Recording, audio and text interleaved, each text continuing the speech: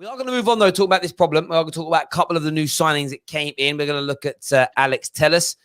I have to say, the best attacking left back in the Premier League, no doubt about it. Because, and do you know how we know this? Robertson that gets nowhere near the Brazil squad.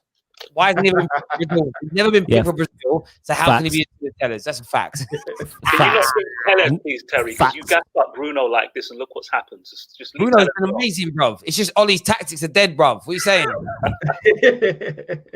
What are you saying? Listen, tell us on a real level. We know he's very, very good.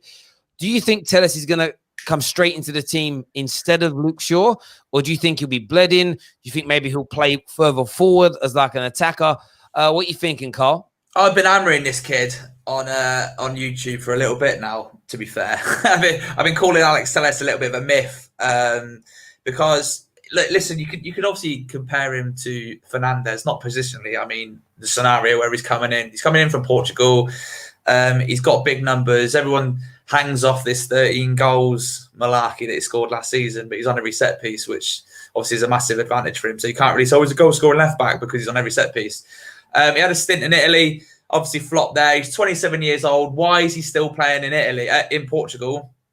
And why does no one else want him? That is my sort of thoughts on it, where we alluding back to what we just spoke about. Is he an alternative? Was he offered to him last year of the contract? Porto desperate for the money. You know what I mean? It stinks of a Woodward signing to me. He might come in and be class, and I'll still support him regardless. If I don't like him or do like him, I still support him. He's got a United shirt on. I hope he does come in and do well, but I just don't. It just doesn't make any sense to me, and I just don't. There's just so many questions of why he's still in Portugal at 27. Why is he? Why does no one else want him? And he's played in a better league and failed. So yeah, you boys are probably going to shoot me down on this, but yeah, that's my thoughts on the old Alex Telles transfer. You know what I'd say to that? What I'd say is, I understand why you're asking those questions, but a player blossoming at 27 years old, moving to a league and doing well for 2 to 3 seasons is impossible. That happens. The issue, it's not an issue. I think he'll be an upgrade on Luke Shaw as an attacking fullback. There's no doubt about that. But if you know anything about him defensively, him playing on that side of the pitch next to Harry Maguire, this is why we needed a left-sided centre-back, is going to be problematic for us. It's going to be really problematic. Telles doesn't like people running at him, and neither does Harry Maguire. So we're actually weaker on that side defensively now. And it's one step forward, one step back. And this is how you can tell we have not... Well, we already know he was offered to us. So on that score, I sort of agree with Carl.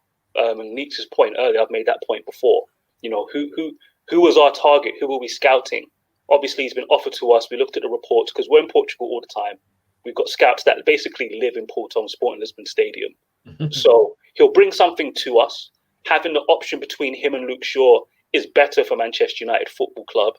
But the fact that we don't have a left-sided centre-back next to him next to Maguire, trust me, that is a disaster waiting to happen.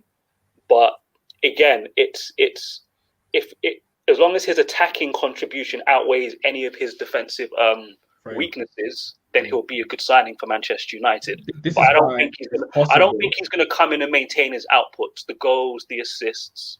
Well, we know already he takes penalties for. He's not going to match. He's not going to for. A fullback who consistently actually gets to the byline and puts crosses in. But what I was going to say, one sec. We've got a message here from somebody's wife who just says, "I disagree, husband." By the way, my opinions are unvalid for my whole channel, by the way, because she probably disagrees with me on most of them. So, mate, you can't be husband and wife and not disagree on everything. That's just that's not so true. But on Telles, the big difference between him and Luke Shaw, and like you'll just realise just how crap Shaw is going forward. You know, you'll see him in scenarios by himself, confronted with 2 people, and he'll know what to do.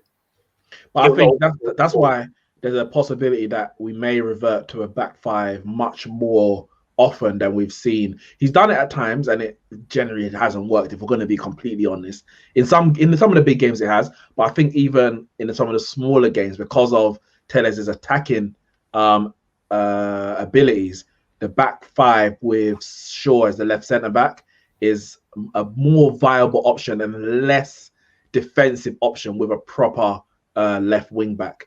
I think we spoke about it. I don't know if it was on this channel, but I know I definitely spoken, I think, to Danny about it. So it may have been on this one, with saying that I think that's why Fred needs to play on the left side of whether you're going to have a midfield 2 or whatever it might be with midfield 3. He has to play because he would definitely give cover, and he got the mobility to cover when Telles is bombing forward on that side. Matic is, and imagine you got Matic, Maguire, and Telles on that left-hand side of the, and Rashford, because Rashford doesn't get back that much. That whole side, going forward, it might work. Yeah, Rashford and Telles. But going back, it's going to be a complete liability. We'll be attacking down the left.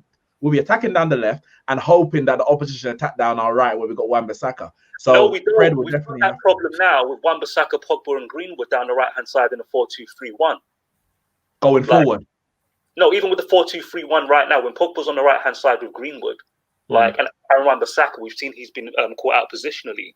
We're weak on that side as well. So the Telles styling, it's always one step forward, and then you know that backward step is going to come at some point. Like, you just know. But like you said, I think the back five with wing backs, Telles on the left on that position. But then can Luke Shaw be trusted to play there week in, week out? I mean, when he's played there, he's probably looked better there than as a left back week in, week out. That a left back that we need. Whether he can do it consistently is another argument. But of all our other centre backs, how many of them can you say can do it consistently anyway? Guys, so what I'm hearing is so far here, I just want to make sure I want to kind of bring it down about. We're not very excited about Telles. We think he's going to be a defensive liability. We think he's a bit of a, not so much a stat padder, but because it's corners and free kicks, which he may not necessarily be taking at Manchester United, his stats are going to shrink dramatically. We've basically signed a very average football player that's going to be exposed defensively in the same way Shaw is, but he may put in 3 or 4 good crosses a month. I disagree. These man are being these man are being negative. I'm happy. He's a fucking Brazilian Dalot, mate. That's what he is. Yeah, I'm happy. This guy. I'm happy about it. The reason why I'm happy about it is because we don't see Shaw week in, week out at left back. So it's like, all right, if Ollie does decide to change the system and play him as a wing back, that means his defensive duties are much less. And we've already seen going forward, he's good. This is a good signing and a positive signing. It's just the fact that we didn't improve the first 11 elsewhere, so it makes it seem worse than what it is. We were all crying out for Manchester United to sign a left back. Yes, we wanted more players. We wanted a centre back. We wanted Sancho. We wanted a holding midfielder. We didn't get those 3 positions filled, but we signed a new left back. Like I said, we have been crying out. However long Luke Shaw's, we've been crying out for at least 5 years. I can say myself personally. 6 years, yeah, bro. 6 years. It's too long anyway. You get what I'm saying? That's a long ass time for a new left back. So now we sign a new left back. Now it's an issue. It's like, no, that's a step in the right direction. At least they're trying to improve a position that needs to be improved upon. So I can't really be upset about that. Listen, I'm not upset. Listen, I'm upset about Man United right now, so my voice might sound. I'm not excited about anything about Man United right now. I think. No, is it just all dooming? So you're basically telling me that we're just finished as a club. Listen, I try and look at silver linings. We got no chance of success, no chance of nothing. We just done. Flawless, I'm gonna be honest. After that transfer window, I'm drained. I'm exhausted. I haven't got the energy for Man United right now. Now, listen, during those 90 minutes when we're playing Newcastle and we're playing Chelsea and PSG, yes, I'm gonna be pumped. I'm gonna be up for it. But outside of that, listen, you might have to kick me off the show because I'm not bringing nothing. I am done. I'm done. I'm in trouble. I hope not just my shows. This is my channel. This is my business. I'm done, bro. Honestly, I felt like turning this channel into an EastEnders Roundup show channel, just doing like previews and reviews on the EastEnders shows. So I'm like, I got nothing left. I look at Man United and look, tell us if I'm going to start getting like, I feel like hope and pray FC. That's I'm like that, bro. But like, tell us, I look at it this way. I'm not gonna. I think Rant's come on here once and said like Bruno's assist stats are inflated because he takes the corners and the free kicks. I'm like, but that's like.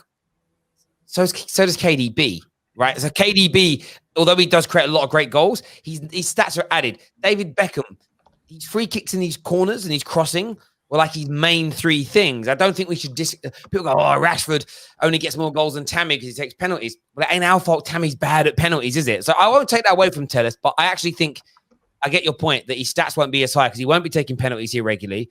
and I don't think he'll take the corners or the free kicks.